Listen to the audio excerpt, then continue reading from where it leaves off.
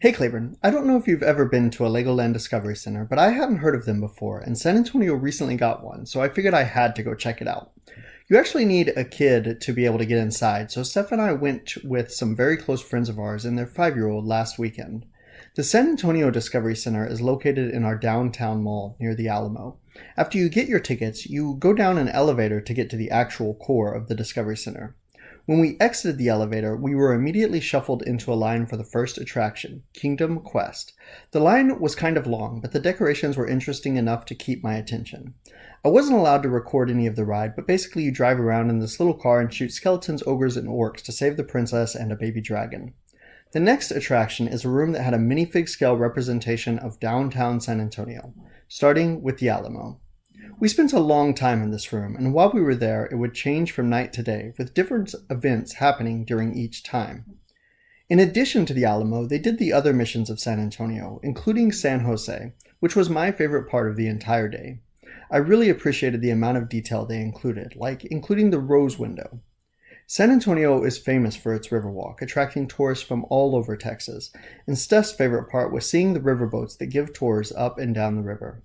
Overall, I really liked this room because unlike New York and Chicago, San Antonio's LEGO store doesn't have an awesome decorative display that represents the city well, and this really demonstrated the most iconic parts of San Antonio in classic LEGO fashion. After San Antonio, we moved to a room with a smorgasbord of activities. They had a build and test where you could make custom LEGO stunt cars and a firehouse-themed jungle gym for smaller kids. There was also a friend zone, which continued the city building theme, and a Duplo house play place with these really cool foam bricks. They were showing 4D movies every 30 minutes, too. They also had a little coffee shop, complete with people-scale LEGO flowers.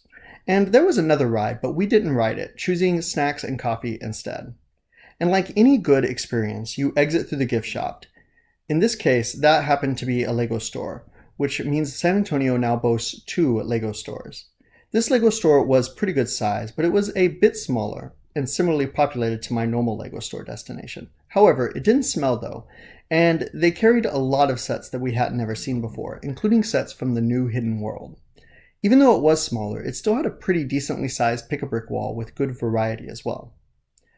It also had a bunch of LEGO gear that doesn't appear at our regular LEGO store, like these backpacks that I now really want one of. And behind the cash register, there was this really nice San Antonio-oriented art. We spent about 3 hours at the Discovery Center and hope to go back again soon. Claiborne, I'll see you on Tuesday.